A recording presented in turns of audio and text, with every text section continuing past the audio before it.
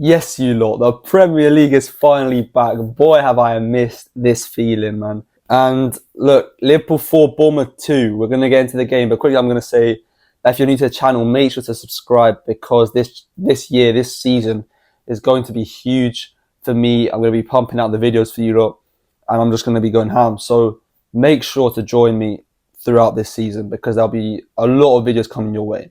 We'll be doing match reviews, a lot of them, match previews, tier lists, just everything. And obviously, if you're a Chelsea fan especially, make sure to subscribe because I'm a Chelsea fan and I'll be making a lot of Chelsea content. But other clubs as well, I'll be talking about yours a lot too. So just everyone, this channel is open to all of you. So make sure to subscribe. But let's get straight into it. Arne Slot starts off his title defense with a win. It's a big win for them. At times it felt like they weren't going to win it.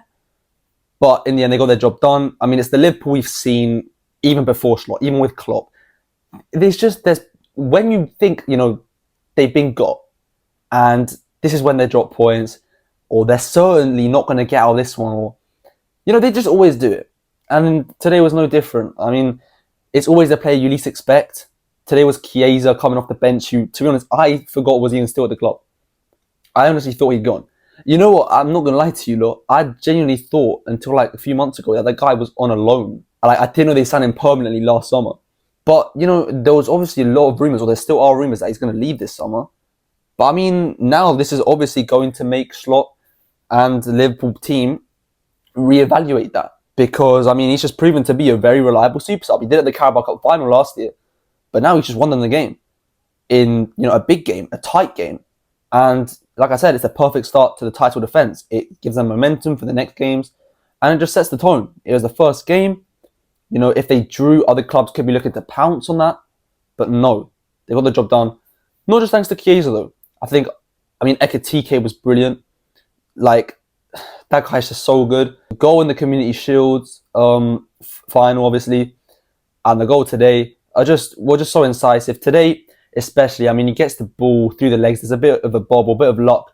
But the composure and the incisiveness when he goes one-on-one with Petrovic to just, know sort of instinctively where the keeper's going to dive and know, where to go the opposite way. Just, making those split-second decisions is what you love to see in a striker. And Ekitike for me, man, with the service he's going to get from guys like Frimpong, guys like Salah, he is going to explode this year. And honestly, I don't see why Liverpool need to splash out 150 million on Isak. I don't. This guy is a world-class, maybe not yet, but he has potential to be a world-class striker. I have no doubt about it. His profile is very similar to Isak as well, and he's younger. I think Liverpool have to be thinking to themselves, Isak's a big opportunity, but do we just go full trust in Ekitike? Because signing Isak creates a bit of competition, which I don't really like, because obviously a lot of the time competition is healthy within players. You can never get complacent as a footballer because your spot could always get taken. That's kind of the essence of competition. But with a guy like Ekitike, he is proving now why you don't need a guy like Isak. You've just spent 70 million euros on him. And he's just scored his first 2 games, one in a final and now another one in his first Premier League match. He's shown that he can adapt to the new league, the new country. I don't know, guys. You let me know what you think about this whole situation. Obviously, Isak, sometimes, if a player, especially like Isak, wants to come to you, it's kind of like an offer you can't refuse. But Ekitike is not too bad either, guys. And it'll be saving them a lot of money because they've already spent a lot. But yeah, that's on Isak, and then that's on Ekitike. And then moving on to guys like Salah. What can we say about Salah? Salah is just, he's inevitable. There were times in this game where I was wondering, I'm not saying Salah played badly, but there was times I'm wondering, where is Salah? He hasn't touched the ball in a while. He hasn't really got involved. Gets the goal, in the last minute of the game. And it was a very good goal. Don't get me wrong. It was a brilliant goal. And it's just the essence of Salah. He's such an effective player. Again, your goals and assists. And look, in football, we know that goals and assists aren't everything. But they are a lot of it as well. Like, a player like Salah who just guarantees you goals and assists and contributions going forward, it's just priceless. And he's showing that with age. He's not getting any worse. He's not slowing down. So he's definitely going to be huge to any kind of success that Liverpool have this season. And the guy is just incredible on opening matches, on opening days. I think the only game of his Liverpool career where he hasn't, the only time he hasn't scored in the opening game of the season for Liverpool was in 2023 against Chelsea, against Pochettino's Chelsea when we drew 1-1. And even then he scored, I think, but it was offside. The guy is just incredible on the opening day. And yeah, like I said, he's not slowing down anytime soon. And let's move on to Vert, who a lot of people had their eyes on this game, and me included. I mean, I was really wanting to see what he had to offer. He was obviously decent in the Community Shield. He got his assist. Maybe wasn't, the best, or he wasn't really looking like £100 million player or £130 million player, whatever they spent for him. But he's young, obviously. He's going to grow into the new league, into the new team. But today he was disappointing, man. I'm not going to lie. Today he was quiet. He wasn't really, nothing was really falling for him. And yeah, it was a frustrating night for him. He got subbed off. I think, did he get subbed off for Chiesa? I mean, if he did, then the guy who got subbed off was scored. It was a disappointing night for Wirtz. And that's not me saying that's going to define his Liverpool career or anything. That's just an observation.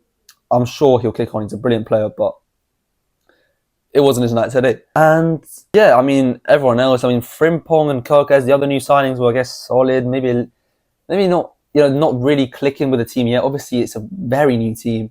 A lot of the players are new. They're not going to all click at the same time together. But yeah, I think overall Liverpool were the better side.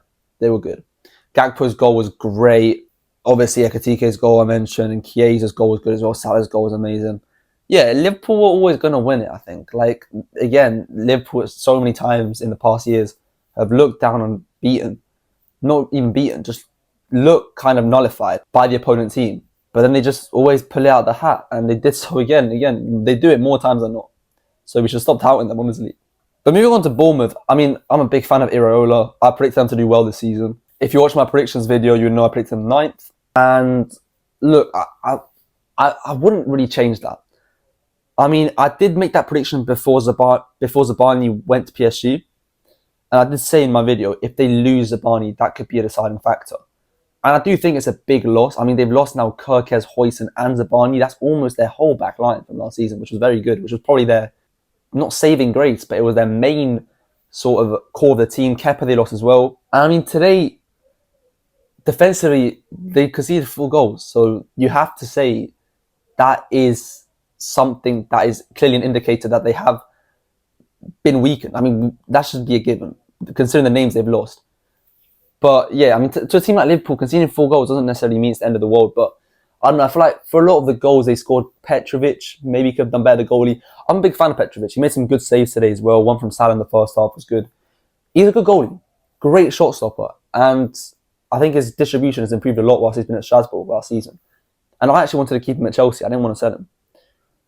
But he did, even at Chelsea, like obviously 2 seasons ago now. But like I saw today, he's not yet that finished product of a goalkeeper, of a player. And, maybe because he was at Strasbourg and he did well there in a league where we weren't really watching him every week. And we weren't seeing his overall game as much. Maybe we were seeing one clip of him making a huge save on Twitter or him stopping a penalty or whatever. But we weren't watching his whole game. Maybe that kind of tinted our vision a little bit of him and added a bit of, unconscious bias. But yeah, I thought some of the goals today, he maybe could have done a little bit better. Maybe some better positioning. Maybe I think for the Chiesa goal as well, I think it was a bit no man's land, to be honest, off his line.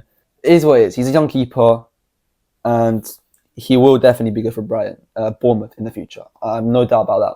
But in terms of the attack, I thought at times they looked threatening. They looked good. They looked like scoring goals. I mean, they did score goals. Semenyo especially, what a player, man. What a player. I mean, I absolutely love Semenyo.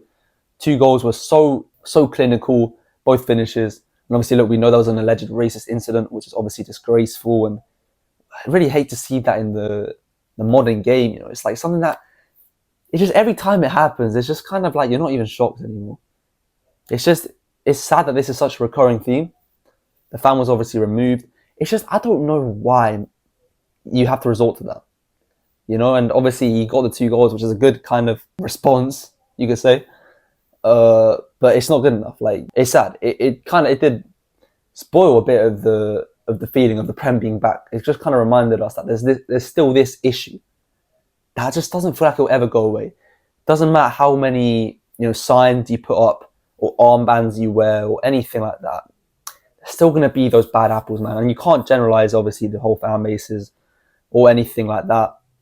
But it is the problem in life in general. I mean, it's always the minority of guys that make up the most noise. Like one fan can sometimes ruin it for the rest of us. That's what I'm trying to say. And we should still embrace football and celebrate it because it brings a lot of good. But things like these, we should really just address it when we see it so it doesn't happen again.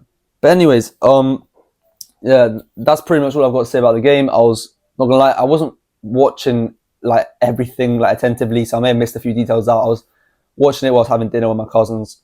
That's why I'm kind of in a different setup to my usual stuff. I kind of improvised a little bit, but I had to put a video out because it was a great game, and I did want to talk about it because I did watch it, like just not I wasn't analysing it, but yeah, it was a great game. The Prem is back, and I'm gassed about it. Chelsea play on Sunday against Crystal Palace. I'm absolutely praying for a win there.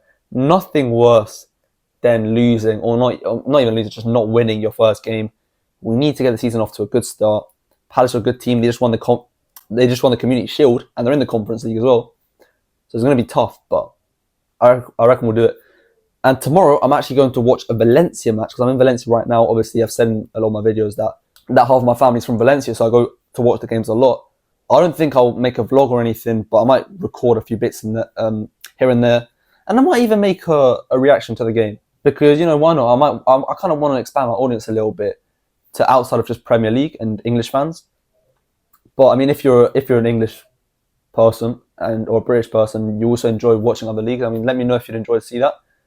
But yeah, that's all for today, and I'll see you again very soon. Remember to like and subscribe because a lot of content is going to be coming your way this season, and I can't wait. It's going to be a good one in a bit.